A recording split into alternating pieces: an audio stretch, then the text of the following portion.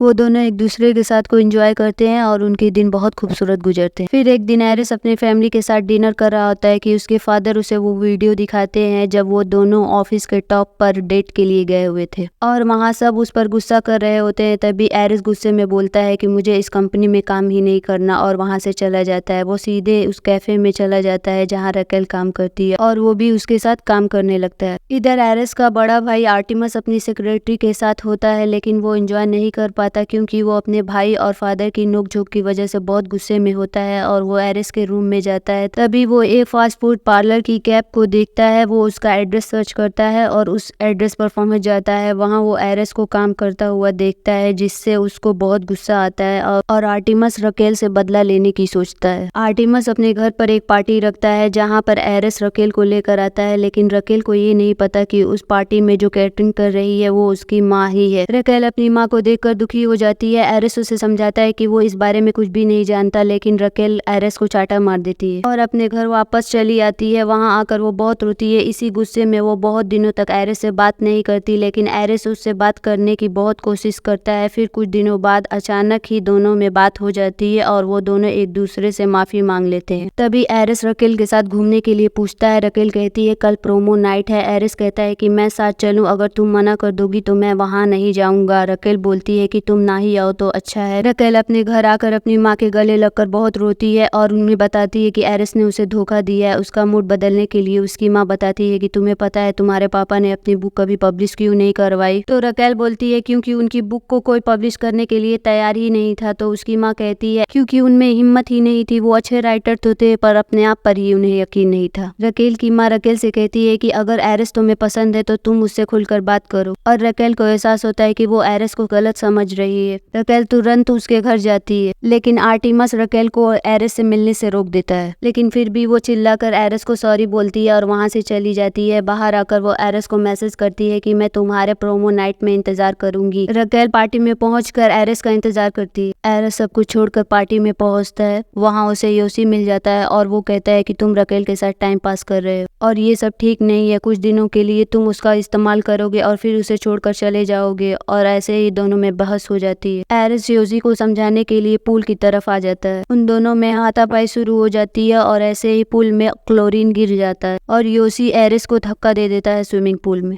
Eris पानी से उठने की कोशिश करता है, लेकिन वो ऐसा नहीं कर पाता क्योंकि क्लोरीन मिल चुका होता है पानी में और उसकी सांसें रुकने लगती हैं। योसी रकेल के पास आकर बताता है कि उसने एरिस को पूल में गिरा दिया है। रकेल भागते हुए वहाँ पहुँचती है, लेकिन तब तक एरिस बेहोश हो चुका होता है। एरिस को हॉस्पिटल पहुँचाया जाता है। रकेल वहीं हॉस्पिटल में रहकर उसे ठीक होने में मदद करती है। इन सब में एरिस की फैमिली ये समझ जाती है कि एरिस को खोने से अच्छा है कि रकेल को एक्सेप्ट कर लिया जाए। एरिस ठीक होकर वहाँ से अपनी मेडिकल की पढ़ाई के लिए चला जाता है। आर्टिमस अपना रिश्ता क्लाउडिया के साथ एक्सेप्ट कर लेता है क्योंकि वो उससे बहुत प्यार करता है। 4 महीने बीत जाने के बाद हम देखते हैं कि रकेल सबको एक बुक पढ़कर सुना रही होती है जो उसी ने लिखी थी। कहानी सुनकर सभी इमोशनल हो जाते हैं और खुशी में खड़े होकर तालियां बजाते हैं। वो कहानी सभी के दिलों को छू जाती है। रकेल उस कहानी का टाइटल लिखती है थ्रू माई विंडो और ये जो स्टोरी रकेल सुना रही होती है वो किसी और की नहीं बल्कि खुद रकेल की ही होती है। अगले दिन रकेल अपने बेड पर एरिस का मैसेज पढ़कर रोमांटिक मूड में आ जाती है, लेकिन तभी वो देखती है कि एरिस उसे उसी की खिड़की पर बैठा हुआ मैसेज कर रहा है। इतने दिनों के बाद मिलने से दोनों एक दूसरे को बाहों में भर लेते हैं और यही ये मूवी खत्म हो जाती है। कमेंट करके जरूर बताना कि कैसा लगा आपको।